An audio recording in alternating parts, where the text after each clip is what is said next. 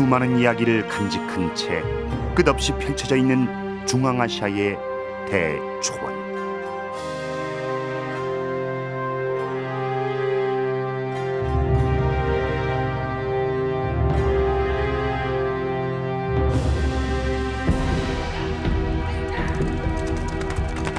(1300여 년 전) 이 초원을 달려간 두 명의 고구려 사신이 있었다.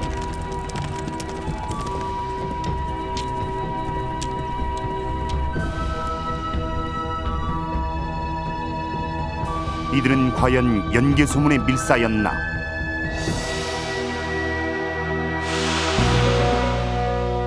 아프라시압 궁전벽화 고구려 사신도의 비밀은 무엇인가?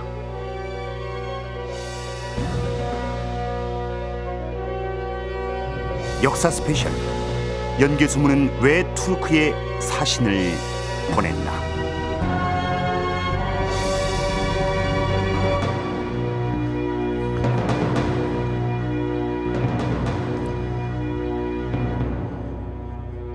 여러분께서는 투르크라는 민족에 대해서 알고 계십니까?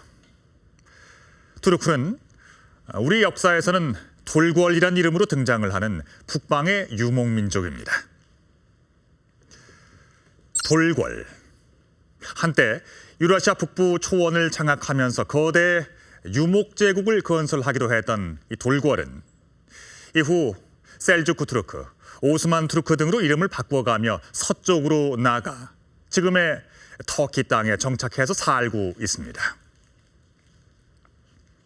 그런데 우리 한반도로부터 수천 킬로미터 떨어진 곳에 살고 있는 그들이 역사적으로 우리와 가까운 사이였다고 합니다. 특히 고구려와는 대단히 긴밀한 관계를 유지했다고 하는데요. 역사 스페셜. 오늘은 고구려와 돌궐 간의 1300년 된 미스터리를 풀어보겠습니다.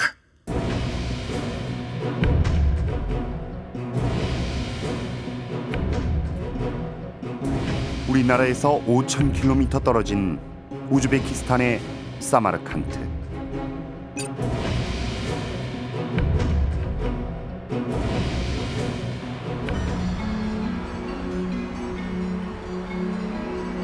한때 구소련에 속해 있던 이곳은 중앙아시아 특유의 이국적 풍치가 가득한 곳이다.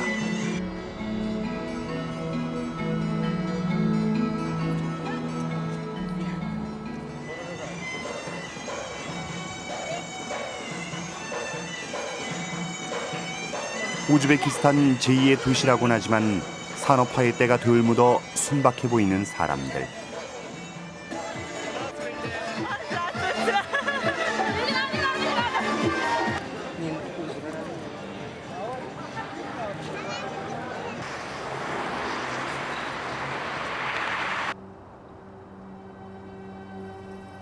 하지만 이들은 14세기 중앙아시아를 제패해 대제국을 세웠던 티무르 칸의 후예들이다.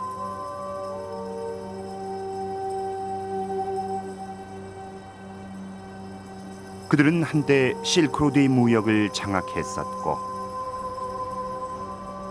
그 부를 원천으로 삼아 찬란한 도시를 건설했다.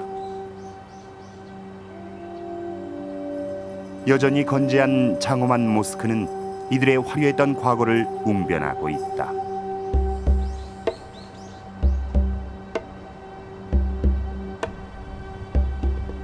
그런데 우리 역사와 별 상관없어 보이는 이 도시에 우리 민족의 발자취가 남겨져 있다.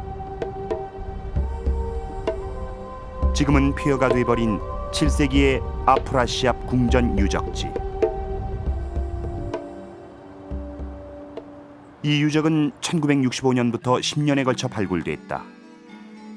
유물들이 소장된 현지의 박물관.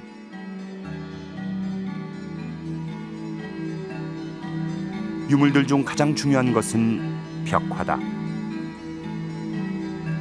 벽화에 새겨진 당시의 명문으로 이 유적이 7세기 중엽 바르후만 왕 시대의 것으로 밝혀졌다. 벽화는 보존 처리 미숙으로 많은 부분이 훼손돼 원형을 알기 힘들다. 그런데 놀랍게도 이 고대의 벽화에 한국에서 온 사신들이 그려져 있다. 벽화의 한쪽에 묘사된 고구려 사신도다. 이들이 머나먼 사마르칸트의 벽화에 남아있는 이유는 무엇일까?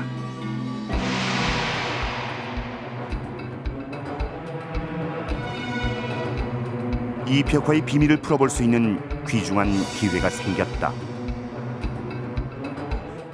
그 당시에 다음에 최근에 죽었던 마샬 교사 2009년 10월 19일 국립중앙박물관 전문가와 언론을 대상으로 한 발표회가 열렸다. 소구드 상인들의 같은 동서교 우즈베키스탄 정부의 허락을 얻어 이 벽화를 발굴할 당시에 그린 모사도가 국내에 들어온 것이다. 그 동물 가죽으로 만든 옷을 입고 있고, 그래서 저 사람들이 이제 티벳 아니면은 산악지대 사람들 이렇게 설명을 하고 있고, 그 뒤에 이제 그 노란 옷을 입고 칼을 차고 있는 조우관에서 인물들이 바로 한국 사람이라고 얘기를 하는 거죠. 발굴 당시 원어와 똑같이 현장에서 직접 그린 모사도. 이 모사도는 벽화 원본을 정확히 반영한 하나뿐인 자료다. 우리에게 가장 큰 의미를 갖는 고구려 사신도. 이들을 고구려 사신으로 보는 이유는 과연 무엇일까? 첫 번째 증거는 이들이 찬 칼이다. 검의 맨 윗부분을 고리 모양처럼 만든 환두대도는 국내 여러 고군에서 발굴되는 우리 민족 고유의 칼이다. 또한 밝은 갈색의 얼굴과 낮은 코, 몽골연의 특징을 갖는 용모도 또 다른 증거다. 가장 결정적 증거는 이들이 머리에 한 장식이다. 새깃털 2개를 꽂아놓았다 하여 조우관이라 이름 붙여진 이 모자가 움직일 수 없는 증거다. 실크로드 미술의 정화인 둔왕석굴.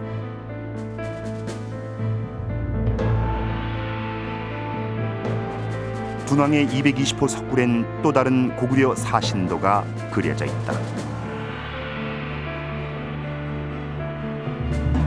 이 고구려인도 조우관을 쓴 모습이다.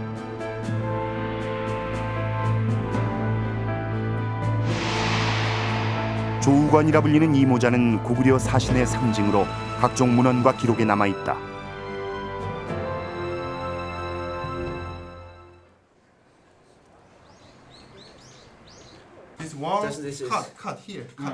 카이스트 문화기술대학원에서는 이 벽화의 모사도를 바탕으로 궁전벽화 전체를 복원하려는 프로젝트를 진행하고 있다. 중동 각지에서 온 전문가들의 자문을 거쳐 7세기 중엽의 아프라시압 궁전을 디지털 기술로 재현하려는 야심찬 계획이다. In this type of buildings, there is no many floors, just one floor. The architecture of that period mainly based on mud bricks. We have some outlines for for some of the shapes, and from the outlines we can trace some of the shapes itself. This means the man. 과연 이들에 의해 그 옛날에 화려했던 궁전과 벽화가 되살아날 수 있을까? We have no enough information, but maybe sometimes we can use imagination to complete some parts, but we are not sure about these parts. So to restore these paintings 100%, I think it is impossible. But we will try, and our team will try, and there must be some parts for imagination. 1300여 년 전 중앙아시아 초원을 가로지르고 사막을 횡단해 서역으로 갔던 고구려 사신.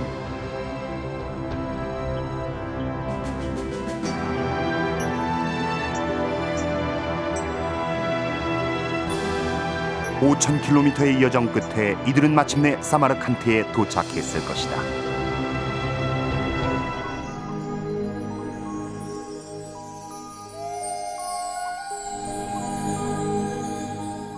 서기 650년에서 655년 사이 사마르칸트를 지배했던 바르후만 왕. 아프라시압 궁전에 그의 치세를 기념하는 벽화가 그려졌다.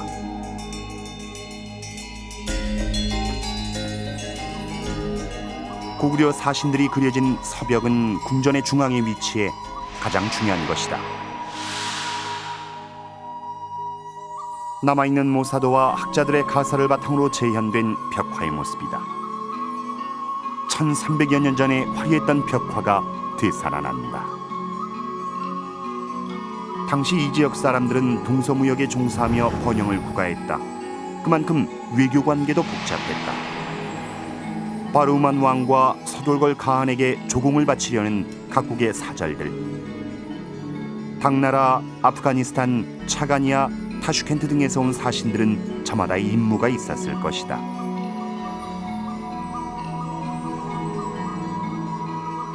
이 국제 외교의 장에 고구려 사신이 참석했다.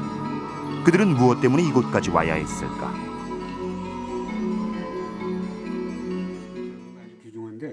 오랫동안 벽화를 연구해온 중앙아시아사의 권위자 권영필 교수는 이들이 연개소문이 보낸 사신일 가능성이 높다고 주장한다. 650년 전 그리고 당이 고구려를 침략한 645년 그 사이쯤에 아마도 연개소문은 이것은 어떤 넓게 봐야 한다, 이 시각을. 그렇게 해서 그쪽으로 사신을 파견한 게 아닌가, 그런 생각이 듭니다.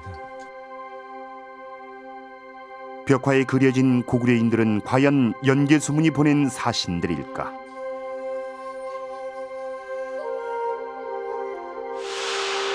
이들은 무슨 임무를 띠고 이 머나먼 곳에 왔을까? 또한 서돌궐의 가한이 이 벽화에 그려진 이유는 무엇일까?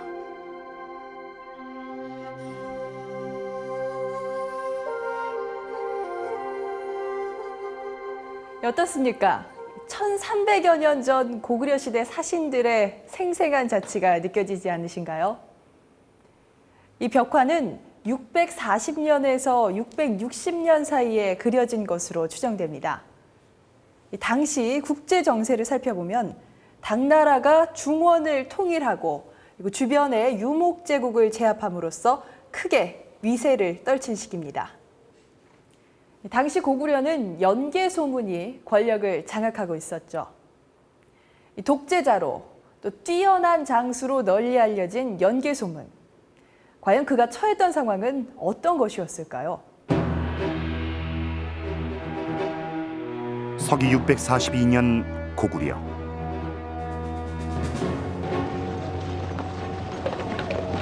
연개소문이 고구려 정계에 피바람을 일으키며 전면에 등장한다.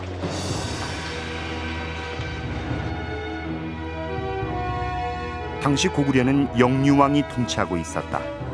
놀랍게도 연개소문은 영유왕과 그 수하 100여 명을 죽이며 군사 쿠데타를 일으켰다.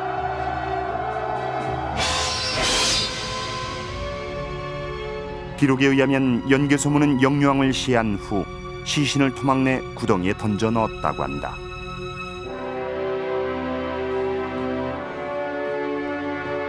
그 후 보장왕을 옹립하고 스스로 막리지에 오른 연개소문. 어째서 그는 이런 선택을 한 것일까? 대외적으로는 당나라 세력이 동으로 팽창해 올라오니까 거기에 대응해서 여기에 대한 강경하게 이제 그것을 대응하려는 세력하고 되도록이면 온건하게 유화적으로 대하려는 세력 사이에 이제 노선의 차이가 나타납니다. 이런 그 대내외적인 그 모순과 갈등이 함께 결합된 형태에서 폭발했던 것이 연개소문의 쿠데타라고 볼 수 있습니다. 당시 영유왕은 대당 온건파였다. 당나라도 처음엔 고구려에 대해 유화 정책을 폈기 때문이었다. 당고조 이연은 고구려 수나라 전쟁에서 발생한 전쟁 포로를 교환하자고 하며 고구려의 유화 제스처를 취했다. 고구려도 이에 화답해 10,000명에 달하는 포로를 돌려보낸다. 그러나 이런 화해 무드는 오래가지 않았다. 당고조에 이어 황제에 등극한 당태종 이세민은 내치가 안정되자 고구려를 비롯한 북방의 유목민족 국가에 대한 침략을 준비한다.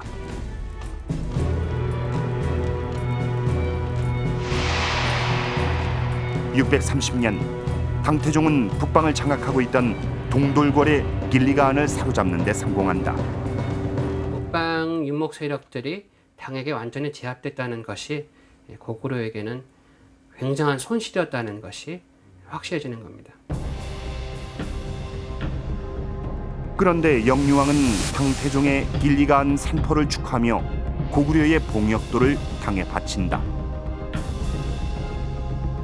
641년 당나라는 직방랑중 직위를 가진 진대덕을 고구려의 사신으로 보낸다. 十方郎中是兵部一个官员，兵部就相当于外交部和公安部，但直方郎中他主要管的军事地图、关卡这类的这样一个职务。 그는 사신으로 와서 고구려 산천 곳곳을 유람했다고 한다. 군사 지도를 작성하기 위한 일이었을 것이다.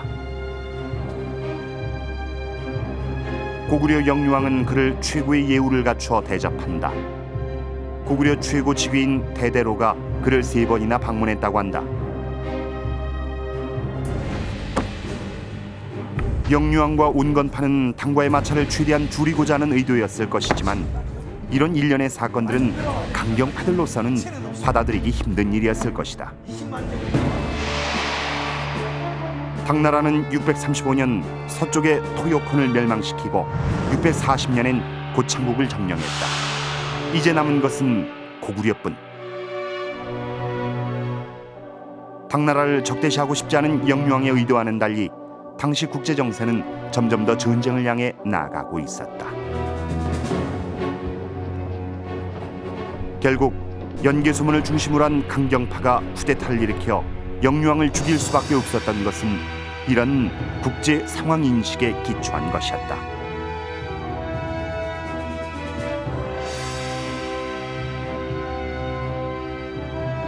마침내 고구려의 정권을 장악하게 된 연개소문은 필생의 라이벌 당태종과 정면으로 대결하게 된다. 고구려의 연개소문과 당나라의 태종은 서로 양립할 수 없는 존재였습니다. 중국의 민간 설화나 경극에서는 연개소문이 중국 내륙 깊숙한 곳까지 당태종을 추격해와서 생명을 위협했다고 전합니다. 중국 전체의 역사에서 가장 위대한 황제로 추앙을 받는 당태종. 그리고 그런 그를 벌벌 떨게 만들었던 연개소문. 이 두 영웅은 서로를 죽이지 않고는 살 수 없는 동아시아 최대의 라이벌이었습니다. 양쯔강 북쪽 장수성의 바오타현. 이곳에 옛날부터 전해오는 전설이 있다. 당나라식의 유물인 이 탑은 문화재로 지정돼 있다. 탑의 이름은 몽롱탑. 이 탑은 본래 우물 위에 만든 것이라고 한다. 촌장의 안내로 내부를 볼 수 있었다. 这个孟浪宝台井就在这个地下，上边已经被封死了。在这个没维修之前的时候，这个地方有这么一点点这个洞，啊，后来嘛，这个从1998年已经把这个孟浪台已经修好了。 전설에 따르면 연개소문에 쫓기던 당태종이 이 우물에 숨었는데 몽롱하게 잘 보이지 않았기 때문에 발각되지 않고 목숨을 구했다 한다. 东辽国家的这个首领叫盖叔文，他要向我发动进征，就是进军我们中原地区。到了中原以后呢，就在东海沿海一带啊，在较劲，在较劲的这过程当中，就是有唐王李世民，就是被这个敌军呢盖叔文追赶过来了。一走到我们这个地方有一口口井，他急忙就跳到口井底下。 在上面的时候有蜘蛛啊，有多少个蜘蛛就结成网，把它封死了。后来盖叔文呢走到这个地方，他的这个书叫，他不是在地平里看的，是在马上看的，叫走马看花。一看到这个蜘蛛网啊，统统结好了，还没有被破坏。后来他就走到了。最后的时候呢，他走到了以后呢，这个唐王李世民呢就得救了。得救回朝以后呢，就在这个地方建了一座宝塔，叫朦胧塔。 사서에 기록된 것은 아니지만 이 지역 사람들은 실제로 연개소문이 이곳까지 왔다고 믿고 있다.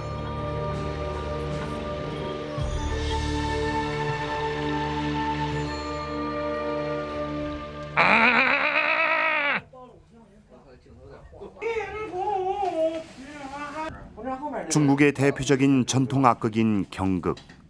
배우들이 공연 준비에 한창이다.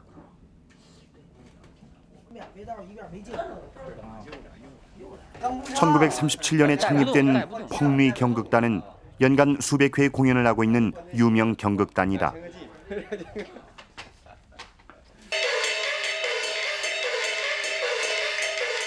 이들이 오늘 공연할 경극은 살사문. 여기엔 연개소문과 당태종이 등장한다.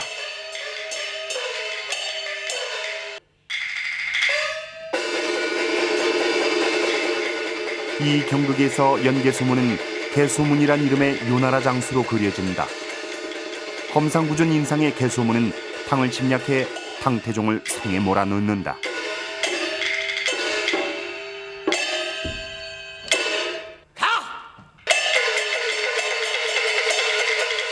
곤경에 처한 당태종은 구원병을 요청한다.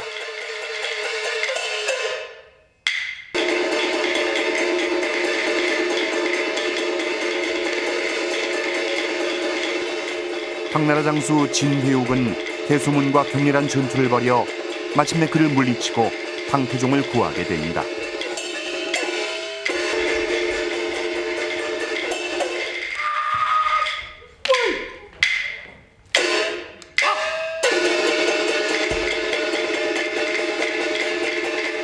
연개소문이 요나라 장수로 그려지는 것과 당나라를 침략한다는 내용 등은 역사적 사실과 전혀 다르다.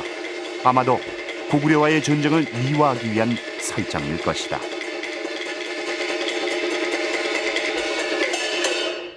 它是唐朝，唐朝呢，那边辽邦这帮啊，经常去进犯，应该说是他的侵略，所以这个咱们抵御，说用现代话叫抵御侵略者吧，啊，这样发生了这种冲突和战争。那当然，我们从京剧的表现艺术来说，当然以这个唐太宗啊。这个李世民和这个谁秦怀玉呀，包括罗通，他们是以正面角色出现，而这个盖苏文呢，那就以反派角色出现的。 비록 부정적인 인물로 그려지긴 하지만 중국인들에게 연개소문은 당태종을 궁지에 몰아넣을 정도로 무예가 뛰어난 이 민족의 장수로 각인돼 있다.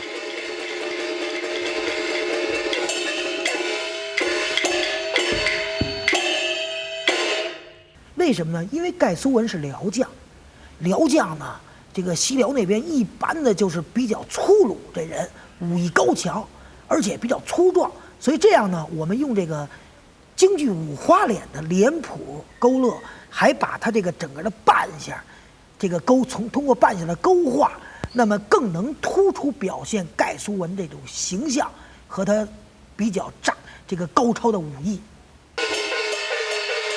살아서 결코 연개소문을 이기지 못한 당태종은 이렇게 작품 속에서도 연개소문으로부터 쫓기고 있는 것이다. 이 둘은 실제 역사 속에선 어떤 관계였을까? 당태종은 당을 세운 고조 이연의 둘째 아들로 지략과 무예가 뛰어난 인물이었다. 그러나 아버지 당고조로부터 후계자로 인정받지 못하자 형제와 조카들을 모두 죽이고 스스로 황제에 오른다.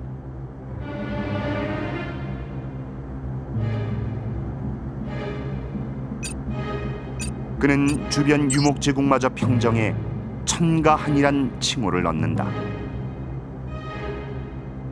천가한이라 그러면 이 당태종이 중국적 세계와 유목민들의 초원의 세계를 아울르는 지배자가 된다. 이런 얘기가 되죠.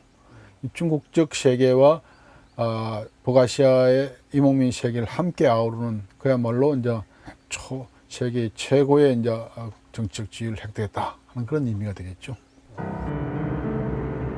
그런 그에게 유일하게 머리를 조아리지 않은 세력이 고구려의 연개소문이었다.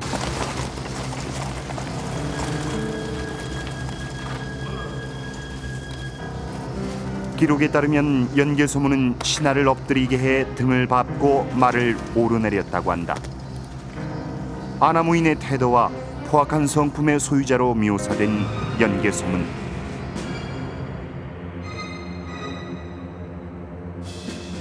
그러나 단재 신채호는 그를 4000년 역사에서 첫째로 꼽을 만한 영웅으로 보았다.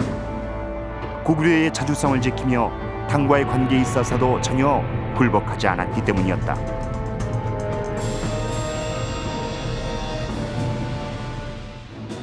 (642년) 연개소문이 쿠데타로 집권하자 당태종은 연개소문이 폐륜을 저질렀다며 이를 고구려 침공의 구실로 삼는다. 고구려 왕 무는 사신과 조공을 그치지 않았는데 흉악한 신하가 살해했다. 짐의 슬픔이 매우 크고 잊을 수가 없다. 나는 병사를 일으키라는 말을 참을 수가 없노라. 침략 명분으로 내세운 것도 사실 당태종 개인으로서는 자기 스스로에게 스스로 침을 뱉는, 스스로가 도덕적으로 깨끗하지 못한 사람인데, 그런 것들은 제 대명분이기 때문에 당태종이가 그런 말을 할 수 있느냐 없느냐 보다도 백성들에게 고당 전쟁이 이제 정의로운 전쟁이다라는 걸 과시하기 위한 것일 뿐입니다. 실제로 연개소문에 등장한 무관하게 당시 국제 질서로 봤을 때는 중화제국의 팽창, 그것을 억제하려는 고구려 북방 세력의 대결, 이것은 필연적이었다고 할 수 있습니다. 고구려를 침략하기로 마음먹은 당태종은 많은 신하들의 반대에도 불구하고 전쟁 준비를 시작한다.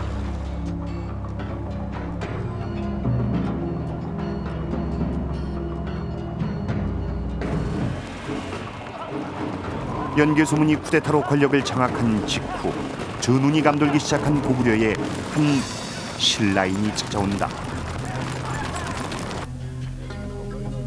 그는 바로 김춘추. 당시 동아시아를 휘감은 치열한 외교전의 시작이었다. 김춘추가 고구려를 찾은 이유는 군사동맹을 체결하기 위함이었다. 당시 백제의 의자왕은 신라의 대야성을 공격해 김춘추의 사위와 딸을 죽인다. 계속되는 백제의 침공으로 신라는 국가 안보에 심각한 문제가 생긴다.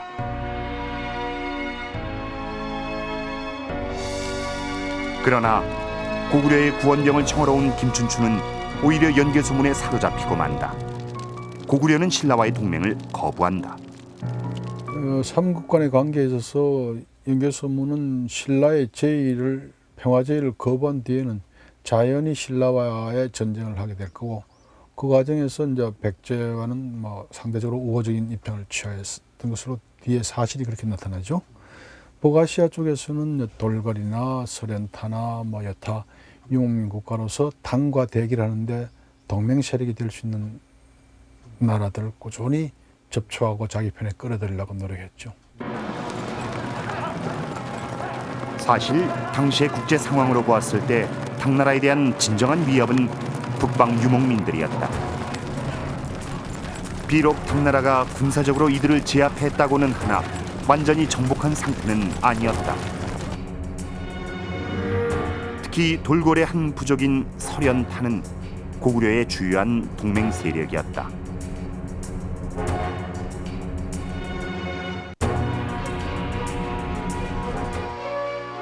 연개소문은 서련타에 사신과 물자를 보내 동맹을 제의한다.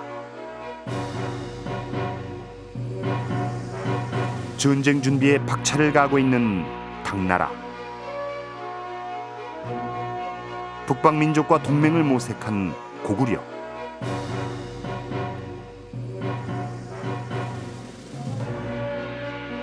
고구려와 당나라의 대결을 주목한 북방 유목민족.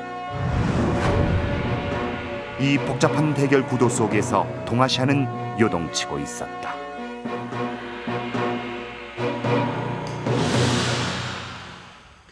제1차 고당 전쟁이 발생했던 645년, 우리는 흔히 고구려 백제 신라의 삼국구도로 당시의 정세를 판단하려고 합니다. 하지만 세계사적 관점에서 보면 고구려, 당나라, 그리고 돌고를 중심으로 한 북방 유목 국가들이 가장 중요한 주체였습니다. 특히 북방 유목 국가들은 고구려와 당나라의 대결을 숨죽이며 지켜보고 있었습니다. 즉 고당 전쟁은 단순한 고구려와 당나라의 싸움이 아니라 아시아 전체 패권이 걸린 세계 대전이었던 겁니다. 이 피할 수 없는 싸움에서 전쟁과 외교의 숨막히는 드라마가 펼쳐집니다. 645년 2월 당태종은 고구려를 침공하기 위해 장안을 출발했다. 대군을 동원한 당나라. 당군은 강제 징집된 인원이 아니라 자원자들로 구성돼 사기가 충천했다. 또한 수성전에 능한 고구려를 정복하기 위해 새로운 전술을 사용했다.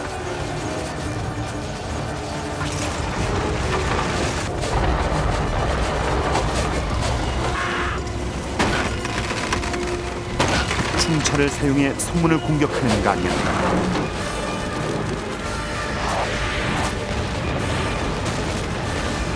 호차라고 불리는 투석기를 사용해 고구려의 성들을 하나하나 점령했다.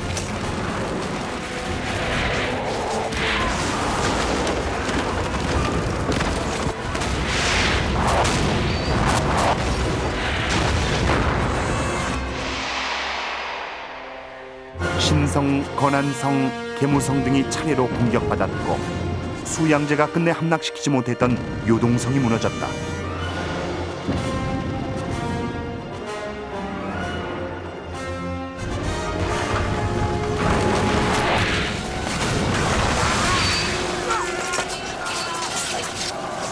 요동성이 함락되면서 만여 명의 전사자가 발생했고 군량 50만 석이 당군의 수중에 들어가고 말았다.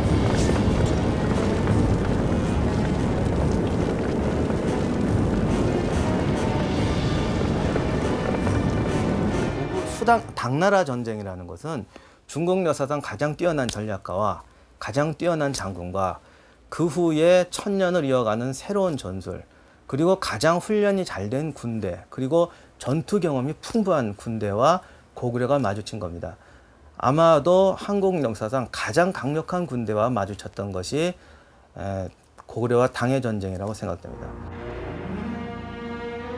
이제 당군은 안시성으로 향하고 있었다. 안시성마저 함락된다면 수도 평양까지 단숨에 당군의 손아귀에 들어갈 수 있는 상황. 고구려의 운명은 바람 앞의 등불처럼 위태로웠다. 연개소문은 어떻게 이 위기를 헤쳐나가려 했을까? 안시성에서 당태종과 연개소문은 운명을 건 일전을 벌이게 된다.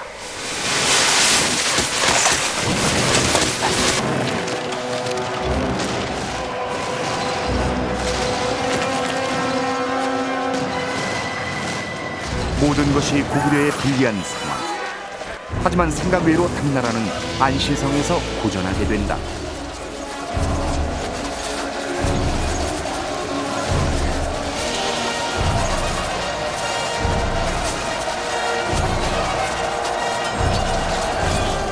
안시성의 고구려 병사들은 당군의 공격을 필사적인 방어로 막아냈다.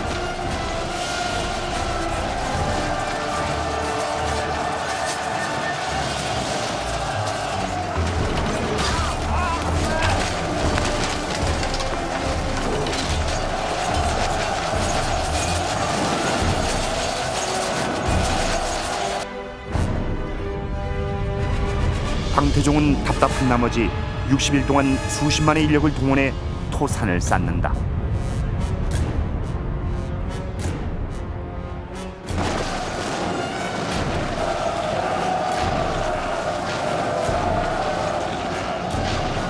성벽보다 더 높은 곳에서 내려다보며 성안을 공격하기 위해서였다.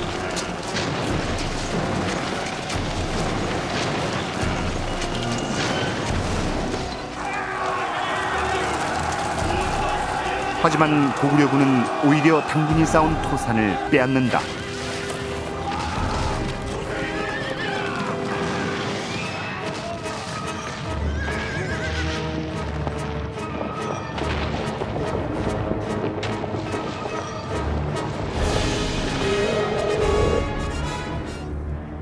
이렇게 안시성에서 시간을 벌자 연개소문은 기막힌 외교 전술을 구사한다.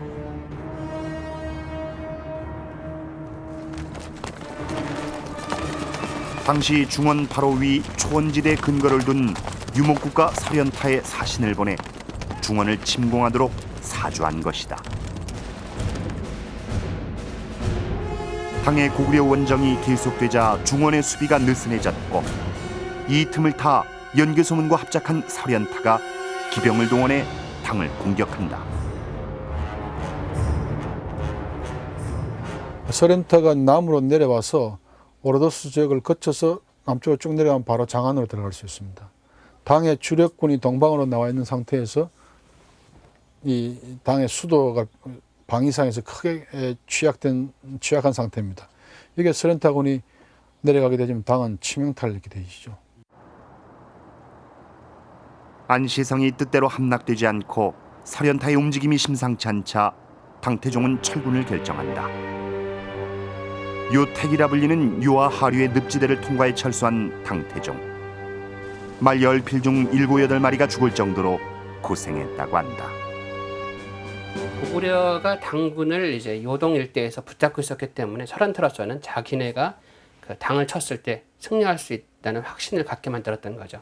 설현타도 고구려를 이용했던 것이고 고구려도 마찬가지로 당이 고구려의 전력을 투구할 수 없게 설현타를 계속 꼬드겨서 이제 당을 견제해주는, 그러니까 두 나라의 결합이 결국은 당의 발목을 잡는 서로의 윈인 그런 게임이었다고 할 수 있습니다. 고구려의 기본적인 외교 전략은 북방 민족과 연합해 중국 세력을 포위하는 것이었다.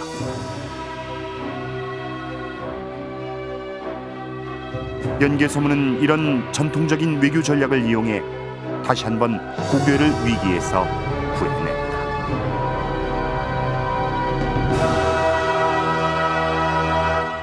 고구려 원정에 실패한 당태종은 전쟁이 끝난 4년 뒤인 649년에 죽고 맙니다.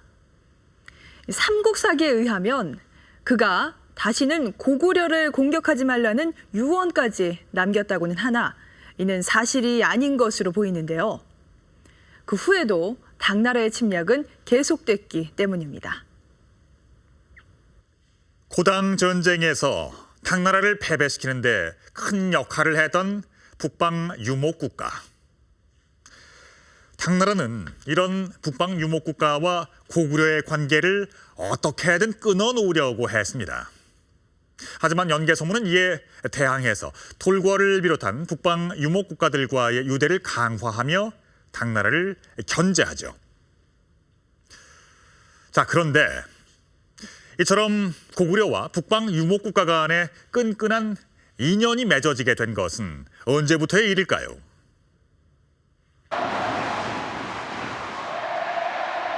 (2002년) 한일 월드컵.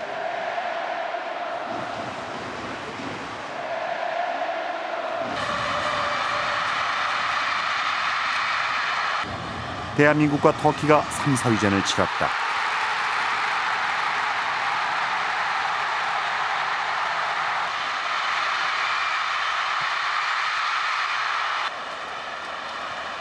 승부에선 비록 대한민국이 패배했지만 양측은 서로를 형제 나라라 부르며 응원전을 펼쳤다.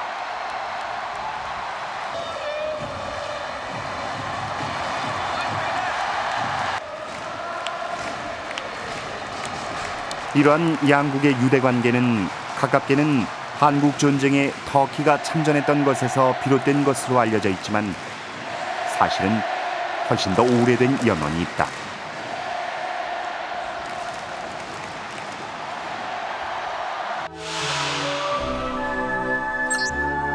현재 터키란 국호는 투르크에서 유래했다. 중국인들은 투르크를 한자로 음차해 돌궐이라 표기한 것이다. 돌궐은 6세기 중반부터 8세기 중반까지 북방의 초원지대를 장악해 강력한 제국을 이루었다.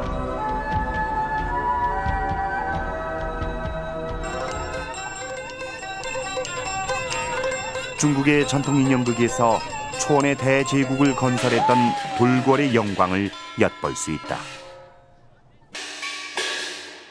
你是那个？哎，有的话是啊，我是东罗马世界，要见你归大王。好，等我与你传禀传禀。 돌궐 제국은 동로마 사신들이 찾아와 통교를 원할 정도로 강대했다.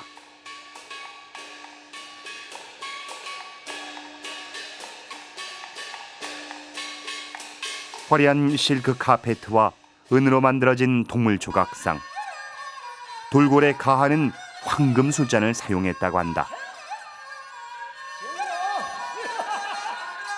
동로마 제국의 사절들은 가한에게 압도당한다.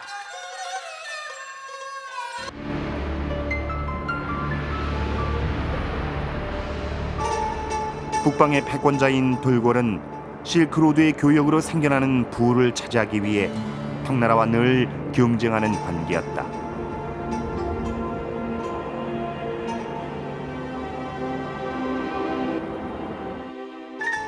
고구려 역시 돌궐과 전쟁을 하기도 했다. 하지만 기본적인 외교 방침은 이들과 연합해 중원을 압박하는 것이었다.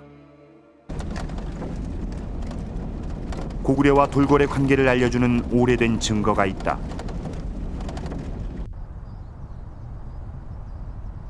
몽골의 오로온 강가에서 돌궐 시대의 비문이 발견됐다.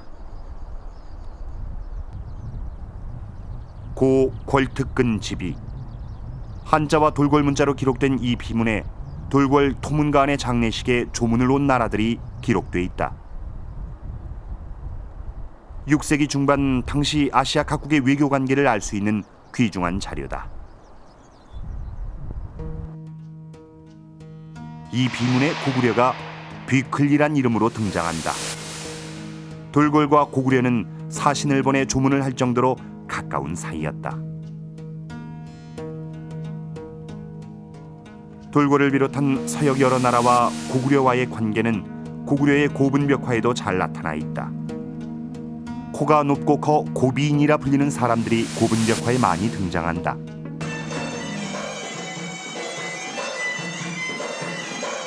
문화적 교류도 활발했다. 지금도 중앙아시아 지역에서 추는 민속춤의 경우 계속해서 빙글빙글 도는 것이 기본적인 춤사위다.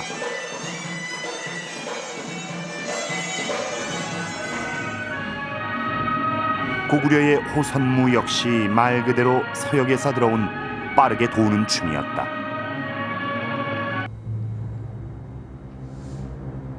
고구려와 돌궐의 관계에 대해 삼국사기에 흥미로운 기록이 있다.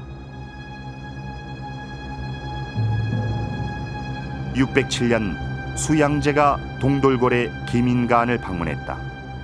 그런데 그의 눈앞에 놀라운 광경이 펼쳐져 있었다. 고구려 사신이 돌궐의 계민가안을 만나 이야기를 나누고 있었던 것이다.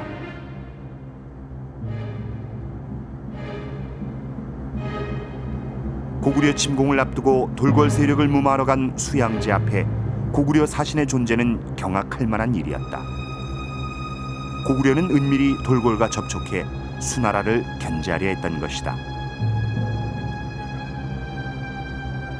수양제는 크게 화를 내며 고구려 사신에게 당장 수나라에 복종하라고 경고했다고 한다.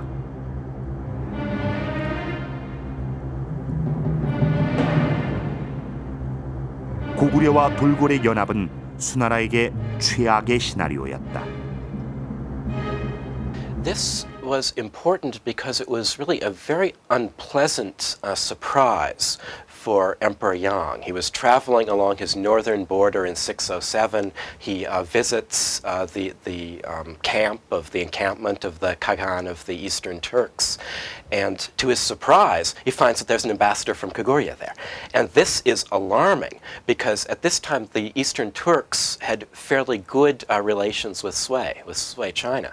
And really the Emperor Yang thought of the Turk Khagan Chimin as his vassal. And this is alarming now, seeing that this vassal of his is now dealing with this foreign, potentially hostile state, Kogurya, that it seems that they may be trying to form an alliance against China. This is very alarming. 이렇듯 고구려는 돌궐을 비롯한 북방 유목 제국과 정치, 군사, 문화 모든 면에서 활발히 교류했다.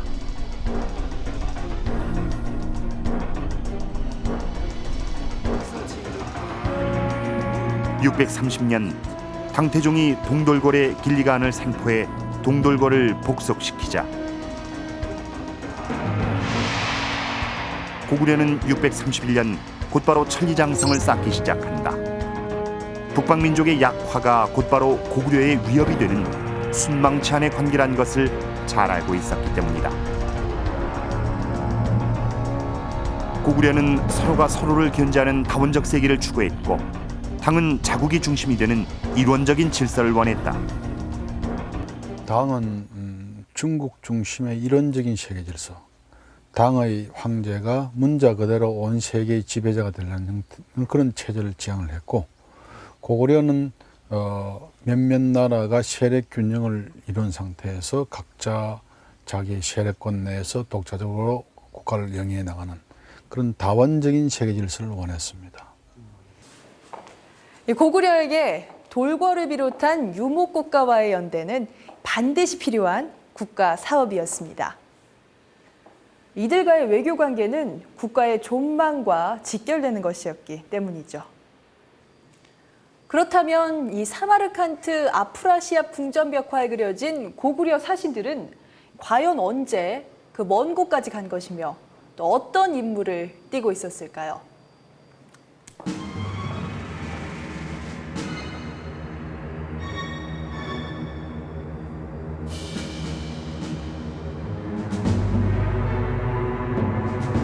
당태종 이세민의 뒤를 이어 황제가 된 당고종. 그는 선대 당태종이 이루지 못한 고구려 정복을 기필코 이루리라 마음먹는다. 660년 신라와 연합해 백제를 멸망시킨 후 당나라는 661년 또다시 고구려를 대규모로 침략한다. 이번엔 주력군을 해로를 통해 보낸다.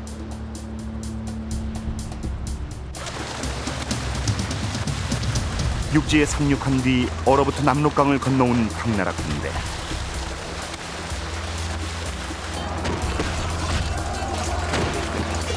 허를 찔린 고구려는 당황한다. 기록에 따르면 당군은 연개소문의 아들 남생이 이끄는 고구려군 3만여 명을 죽였다고 한다. 그야말로 대승이었다.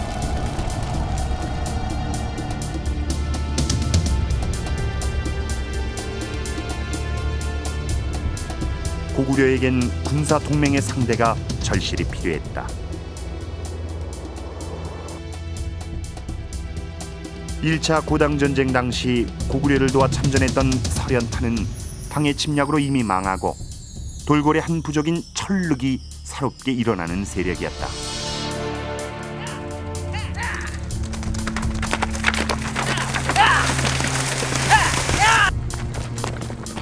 아마도 고구려는 철륵과 연합전선을 펼쳐 당나라를 견제하고자 했을 것이다.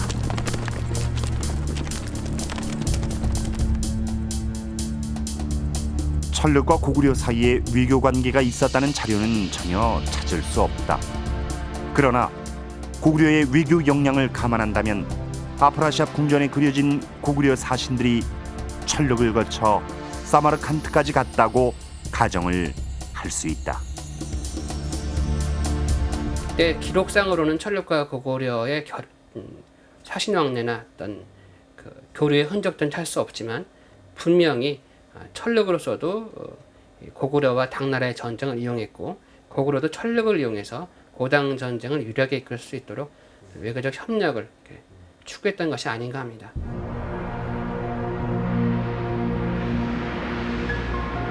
고구려 사신들은 중앙아시아 초원의 유목국가를 순방하고 사막을 건너 사마르칸트에 이르렀을 것이다.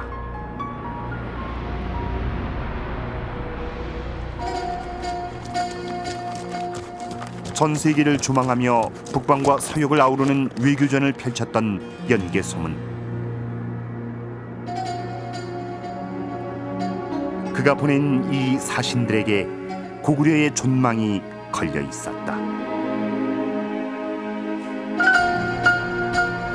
따라서 그 사절의 형태는 어떤 의미에서는 밀사의 형태로 그저 잠입해 들어가서 소수 정예가 들어가서 서쪽으로 가서 이제 정복을 하고 그쪽 소구드 왕을 아련하는 그런 방식이 됐을 것으로 생각됩니다. 아프라시아 궁전 벽화가 그려진 우즈베키스탄의 사마르칸트.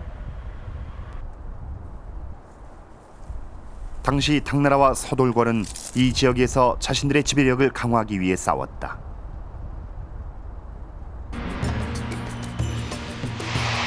사마르칸트는 동양과 서양의 관문이며 돌궐과 당나라가 대결하는 중앙아시아 최대의 요충지였던 것이다.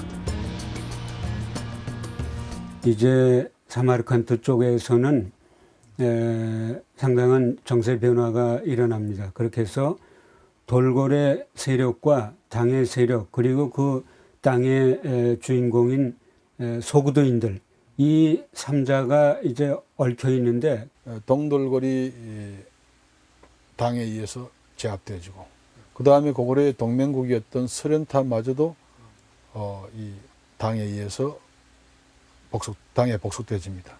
이러니까 동맹 세력을 구하려니까 이제 몽고공원에서는 찾을 길이 없으니까 더 서쪽으로 나갈 수밖에 없었죠.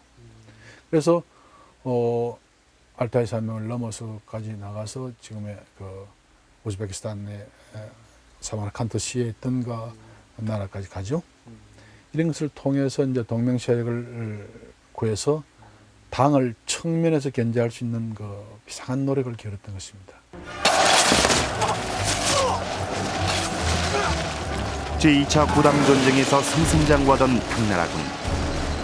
그런데 갑자기 이해할 수 없는 일이 벌어집니다.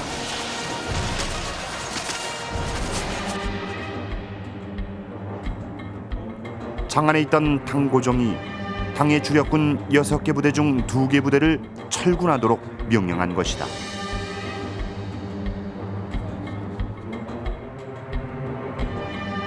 연남생의 군대를 완파했던 철륵 출신의 장수 계필하력은 이 명을 받고 황급히 본토로 돌아가게 된다.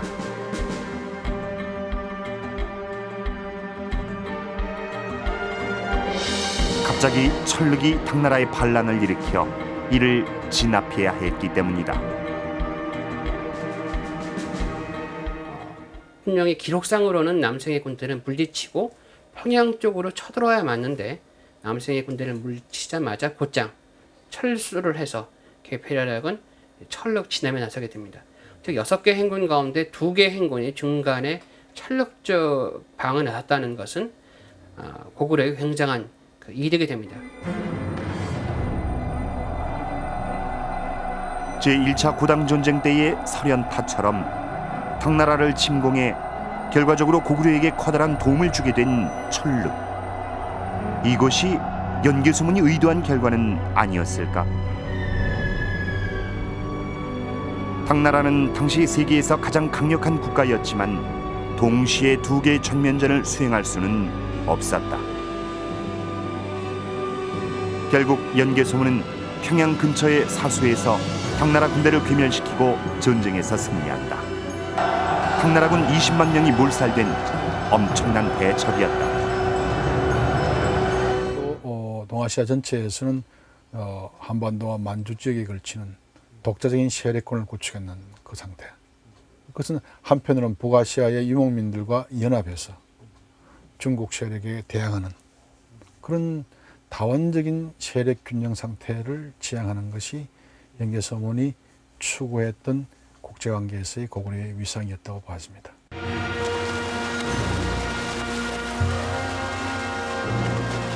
이번에도 연개소문이 추구한 북방민족과의 연계 전술은 전쟁의 승패를 결정짓는 커다란 역할을 한 것이다.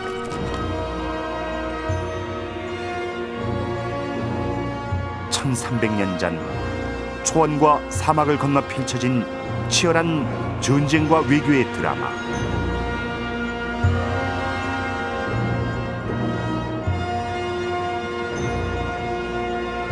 고구려인의 자취가 선명하게 새겨진 아프라시압 궁전벽화는 단순한 문화유산이 아닌 우리에게 냉엄한 국제 외교의 현실을 보여주는 역사의 교과서다.